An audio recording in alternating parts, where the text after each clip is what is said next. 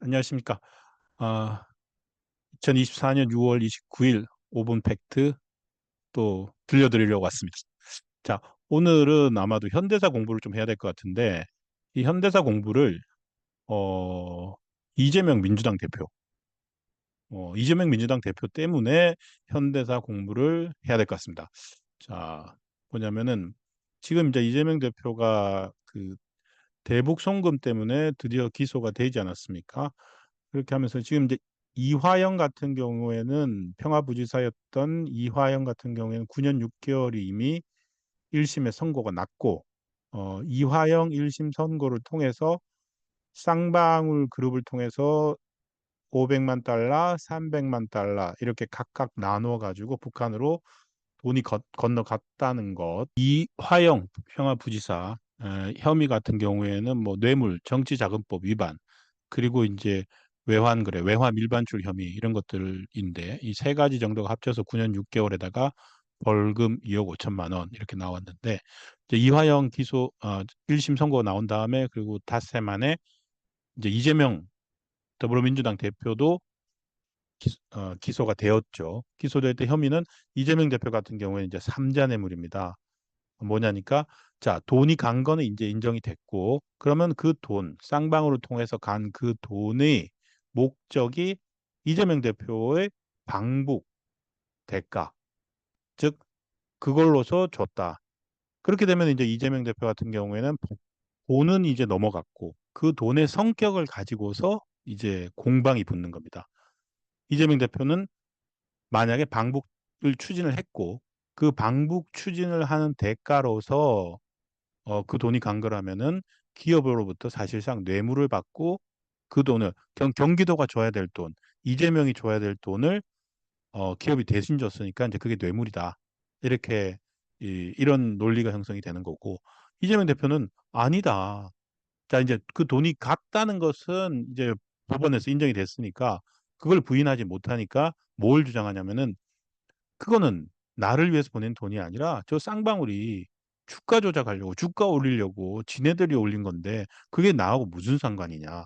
나는 그거를 그래서 이제 이화영 지사가 이재명 대표에게 그걸 보고를 했느냐. 그게 중요한 겁니다. 나는 그걸 몰랐다. 보고 받지도 못했다. 나는 알지도 못하는 일이었고 그런 상태에서 김성태라는 쌍방울 그룹이 알아서 그렇게 한 건데 나가 뭔 상관이 있냐. 나는 방북을 추진하지도 않았다. 뭐 이렇게 주장을 하는 거죠. 왜? 방북을 추진할 수 없는 게 그때 당시 나는 경기도지사로서 선거법 위반해서 2심에서 3년 그 300만 원 받아가지고 당선 무효가 될 판인데 내가 무슨 방북을 추진했단 말이냐. 이런 논리를 지금 펴고 있습니다. 그러니까 여러 가지 이제 뭐 쌍방울이 뭐 깡패다 뭐 그것 때문에 김성태 같은 경우에 지금 자기 이제 7월 달, 그 다음 달이죠. 선거 앞두고 나는 깡패가 아니라 기업인이다. 뭐 이런 탄원서까지 냈죠. 그 낸 이유가 뭐냐면은 이재명 대표가 아이 제가 그 조폭 출신 기업인을 내가 조폭 출신 그런 사람 내가 알 수가 없다. 내가 그 사람을 왜 아냐. 그런 이야기를 했기 때문입니다. 이런 주장을 하고 있는데 여러 가지 정황들 많이 나왔습니다. 그러니까 즉 뭐냐면은 그런 기간에도 뭐 그 경기도가 북한 쪽에 보낸 공문들이 증거로 나와 있고 뭐 이렇다는 얘기들이죠. 그러니까 경기도 차원에서 방북을 추진했던 여러 흔적들 그리고 이재명 대표한테 뭐 어떤 보고한 뭐 출장 기록 이화영 평화부지사가 보낸 출장 기록 이런 것들이 다 있기 때문에 쉽게 이제 뭐 그 대표의 주장이 먹힐 것 같지는 않습니다. 그리고 저는 지금 오늘 하나 보여드리려고 하는 게 뭐냐면은 경기도 차원에서 추진했던 그 대북 행사들이 있습니다. 그 경기도와 북한의 경제 교류. 지금 이제 뭐 스마트팜 비용 들어갔고 간 것 500만 달러 이런 것들도 다 경제 교류인데 경기도가 그 이재명 대표가 그러니까 문재인 당시 대통령이 이끌고 갔던 뭐 방북단 그거에서 그 지자체 중에 박원순 서울시장 그리고 최문선 강원도지사 이런 사람들을 데리고 가면서 경기도는 쏙 빼놓고 자신과 민주당 대권 후보 경쟁에서 경쟁했던 이재명 경기지사는 쏙 빼놓고 남북 평화 무드가 형성이 되고 있는 것에 대해서 차기 대권을 노리고 있던 이재명 대표로는 상당히 위협감을 느꼈을 것 같습니다. 그래서 지금 옆에 보이는 사진이 바로 2018년 11월에 경기도 고양에서 열렸던 경기도와 그 북한 조선 아태위의 그 행사 사진 중 하나입니다. 바로 2018년 11월에 열린 아시아 태평양의 평화와 번영을 위한 국제대회이죠. 그리고 이제 이 행사 같은 경우에는 뭐 그 다음에 필리핀 마닐라에서도 열리고 하는데요. 여기에 이 북한의 리종혁 조선 아태위 부위원장, 조선 아태위 부위원장인 리종혁 씨가 왔고 지금 가운 그 리종혁 부위원장이 상당히 이제 경제 교류 쪽에서는 고위급이라고 합니다. 리종혁 옆으로 이제 이화영 평화부지사와 이재명 당시 경기도지사가 사진을 찍은 모습인데 이 당시에 이 리종혁이 어느 정도 실세인지가 잘 안 알려져 있어서 이 사람을 그러니까 이 리종혁을 불렀다는 것 자체가 이재명 대표 당시 경기지사의 방북이 얼마나 실질적인 실현 가능성이 있었는지 그걸 보여주는 하나의 사례가 될 수 있습니다. 그래서 이재명은 도대체 누구와 만난 걸까? 그러니까 리정혁 씨가 바로 이 카프 월북 작가죠. 월북 작가 이기영의 고향 뭐 이런 거 소설로 유명하고 우리 교과서에까지도 과거에는 뭐 이제 월북 작가라고 해서 금기시 됐는데 뭐 좌파 진영에서 뭐 월북이 무슨 굴레냐. 월북한 작가들도 문학은 예술로서만 평가를 해야지. 그러면서 이제 이런 작가들의 작품이 우리 교과서에까지도 실리고 했는데 이 이기영 월북 작가 이기영의 셋째 아들이 바로 이종혁입니다. 그리고 이 이종혁은 김정일 일가와 상당히 많이 이른바 엮여 있습니다. 그러니까 이런 인물이 이재명 경기도의 대북 사업을 위해서 고향에서 2018년 고향에서 대대적으로 열었고 그리고 그 다음에 필리핀에서도 열었던 이런 대북 사업에 왔다는 거는 상당히 실세를 즉 김정은에게 바로 보고가 될 수 있는 아주 실세를 데리고서 사업이 진행됐다 이런 걸 보여준 사례죠. 그래서 이 사람이 누군가 알아보다가 어마어마한 일들을 알게 됐습니다. 그러니까 이런 사람을 섭외했다는 것 자체가 이화영의 능력일 테고요. 그래서 이런 능력을 가진 사람이 만약에 이재명 씨가 대통령이 됐다면 바로 경기도 시절에 쌓아놓은 이런 인연을 가지고서 북한도 또 다른 일을 도모해 볼 수 있는 겁니다. 자, 북한이라는 그 곳이 북한도 이제 여러 시스템이 돌아가지 않습니까?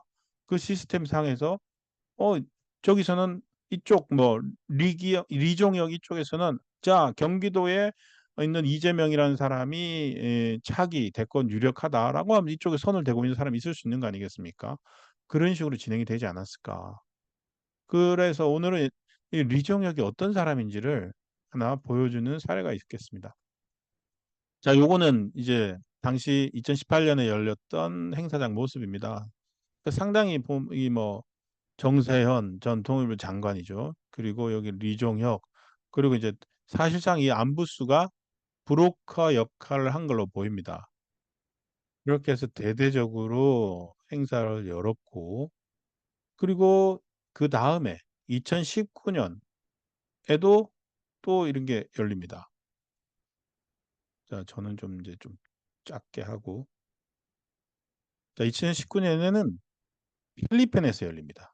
아마도 필리핀에서 열리면, 그러니까 남한에서 열릴 때는 북한에서 올 수 있는 사람들이 한정되어 있는데 장소를 동남아 필리핀으로 바꾸면서 북한에서 상당히 대규모로 옵니다. 그래서 리종혁 부위원장뿐만이 아니라 여기 송명철이 보이죠. 송명철 조선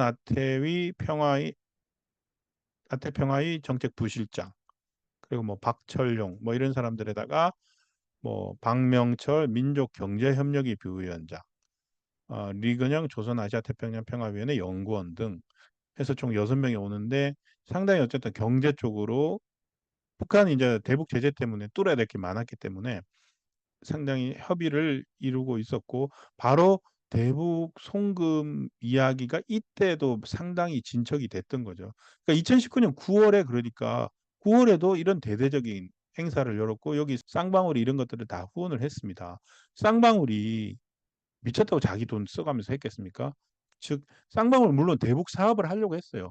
대북 사업을 하는데 차기 대권 주자로 유력한 이재명 대표라는, 이재명 당시 지사의 손을 잡고 추후에 차후에 북한 사업에서 큰 이득을 노리기 위해서 그런 것들을 다 했던 거죠. 그렇게 보는 것이 합리적입니다. 그런데 이제 이재명 대표 같은 경우에는 아니다, 이런 일들이 다 있었지만 나는 당시에 어떤 것도 어, 방북을 추진한다거나 이럴 정신이 없었다.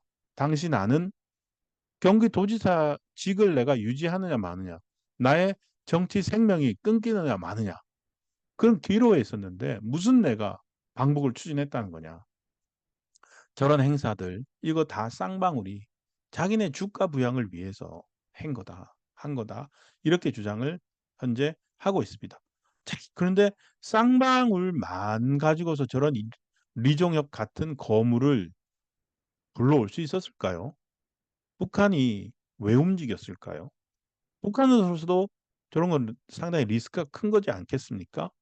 그래서 리종혁이 어떤 인물인지가 참 아이러니합니다. 자, 리종혁이 저런 거물인데 저 사람 아버지가 이기영입니다. 이기영, 호는 민촌이고 충남 아니라 아산이네요.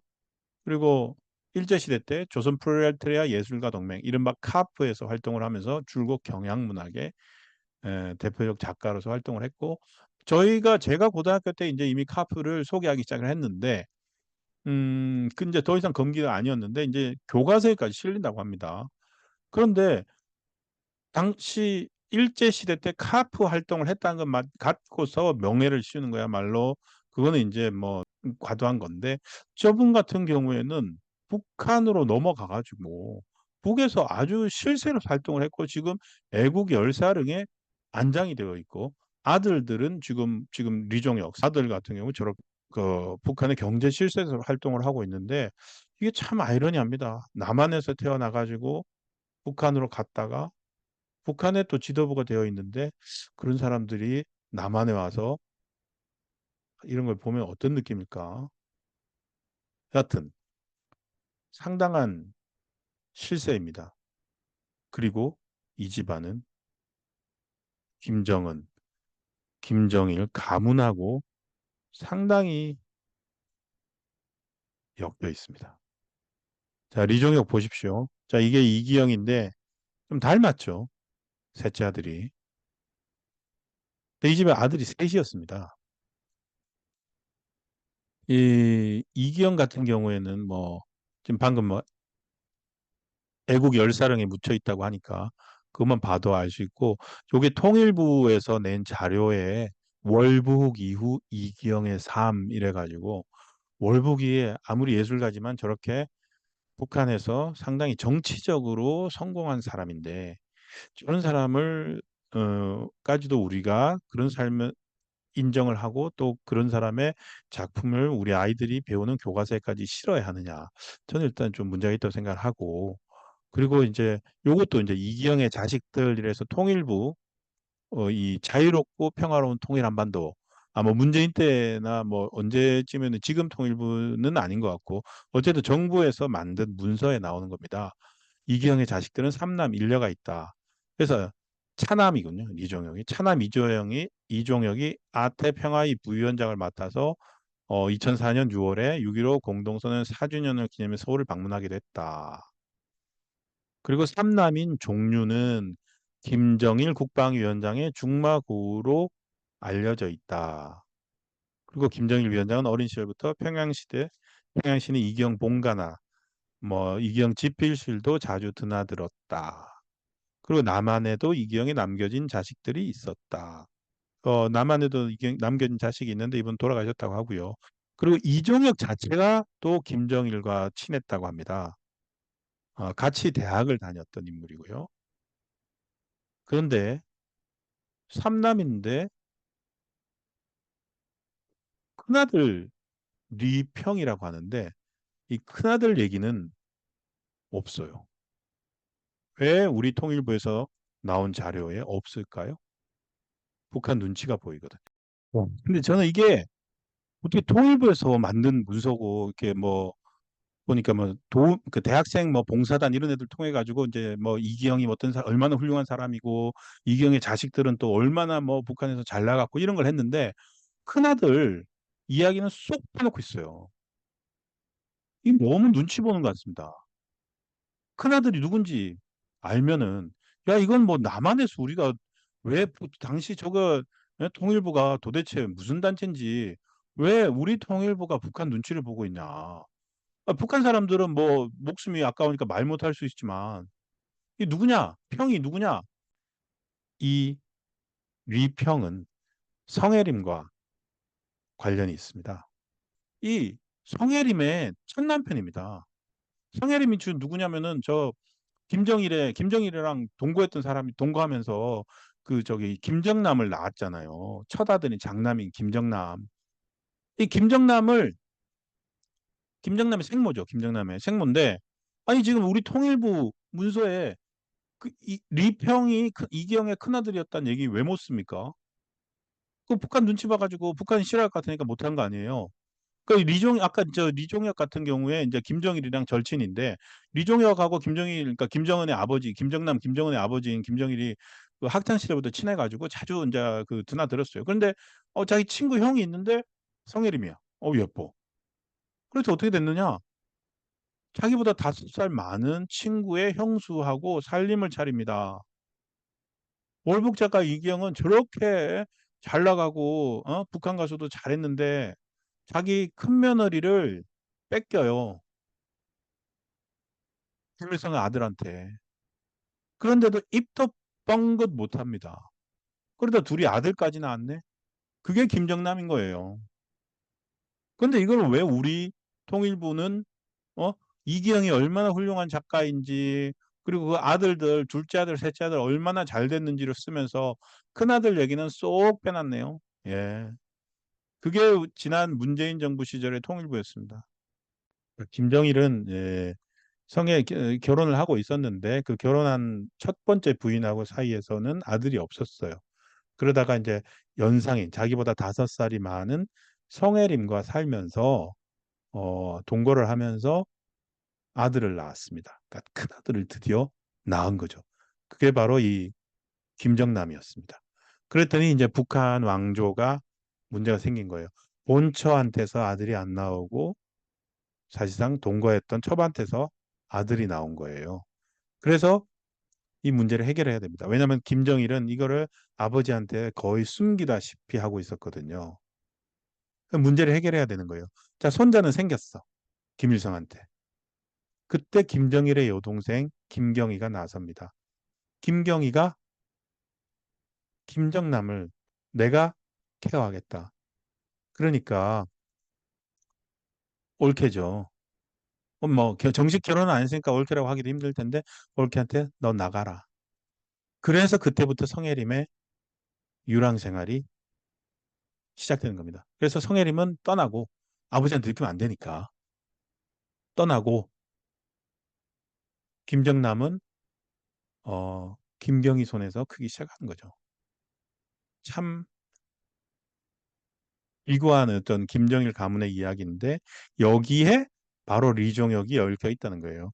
자, 리종혁이 김정일과 절친만 아니었으면 이경 집을 드나들지도 않았을 거고 이 성혜림을 만나지도 못했을 건데 좀 재밌죠. 뭐 잠깐 정리하자면 지금 그런데 또 이게 이 묘하게 얽힙니다. 김정은은 이 성혜림이나 김정은이 사실상 김정남을 형인 김정남 자기의 정치적 입지를 가장 위협하는 장남 김정남을 암살했다 이런 게 정설이죠. 어쨌든 암살했는지 안 했는지 모르겠는데 김정남은 음, 해외에서 2명의 여자들에 의해서 독살 당했죠. 막파오를 뭐 떠돌다가 그리고 김정일의 본처 두 번째 본처인 김영숙 사이에서도 딸만 있었습니다. 그리고 김정은 같은 경우에도 상당히 이제 자기의 에, 그 엄마 고영이 김정은의 엄마 고영이는 또 이 그 북송 동포 제일동포인데 일본에서 온 북송 동포 출신이죠. 그래서 출신 성분도 김정은의 부인 엄마의 출신 성분도 그렇게 좋은 편이라고는 북한에서는 할 수 없습니다. 그래서 지금 탈북자들 이야기 들어보면 김정은의 어머니인 고영이가 북한에서 온 그러니까 일본에서 북송된 교포 출신이라는 것을 아는 사람은 거의 없다고 합니다. 그 정도로 지금 이제 북한이 얼마나 후진적이고 그 전근대적인 거의 중세 수준의 어떤 혈족 사회로 구성이 되어 있는지 이런 것들도 보면 알 수 있을 것 같습니다. 어쨌든 지금 이 리종혁이라는 뭐 약간 이제 북한 내 현대사 공부라고 제가 시작을 했는데 현대사 공부가 아니라 북한 족보 탐험인데 이 리종혁이 그러니까 성혜림의 그 김정남의 엄마인 성혜림을 첫째 과거에 한때 성혜림을 형수라고 불렀던 사람이다라는 거. 그리고 어떻게 보면 리정혁은 그럼 김정남이 정권을 잡았어도 잘 됐을 수도 있겠네요. 그런데 어쨌든 김정은 시대에도 선대 아버지 시대의 인물로서 상당한 실세고 이너서클로 있는 북한의 가계와 패밀리 내부와 연결되어 있는 인물을 그런 거물을 당시 이재명의 경기도가 직접 불러서 행사를 가질 정도로 상당히 구체적이고 실현 가능성이 있는 수준에서 당시 대북 사업이 진행되었던 거 아닌가. 이런 거를 이 리종혁이라는 인물을 통해서 한번 추정을 해볼 수 있을 것 같습니다.